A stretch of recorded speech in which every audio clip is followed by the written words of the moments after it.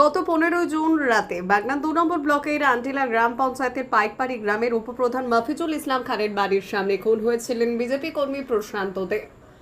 ঘটনায় মুখ্যমন্ত্রী শুভেন্দু অধিকারী সিআইডি তদন্তের নির্দেশ দিয়েছিলেন।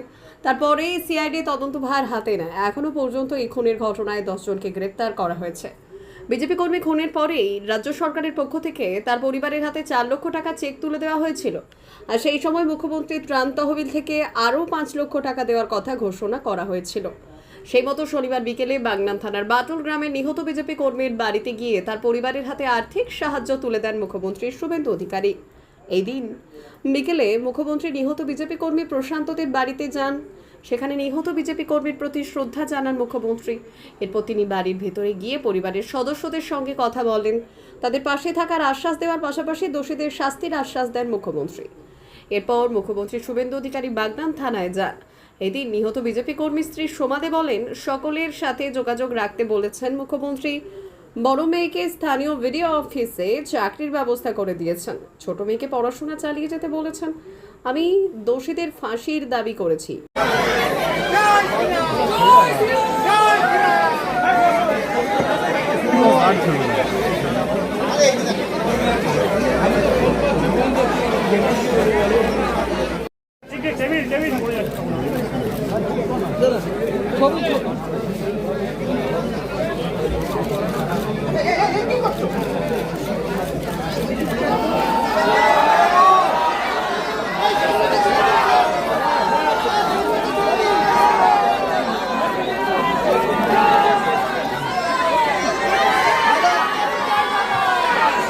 প্রথমে আমার স্বামী খুনি হওয়ার প্রথম থাকতেই আমার পাশে আছেন, সবাই আমার পাশে আছে।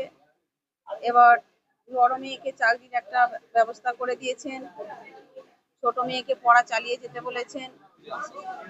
ওনার উপরে আমাদের অগাধ বিশ্বাস, অনেক ধন্যবাদ। উনি আমাদের পাশে যেভাবে আছেন এখনো থাকবেন। তারপর যে খুনি ওনাকে শাস্তি দেওয়া হবে এইটুকু আমাদের আশ্বাস দিয়েছেন যে অপরাধীরা শাস্তি পাবে, তদন্ত চলছে, চালিয়ে যাবে। না সেরকম এখনো কিছু আমরা বুঝতে পারছি না। ছেলেমেয়েরা বাইরে বেরোতে পারছে না ভয়ে। আমার জয়েনিং আছে।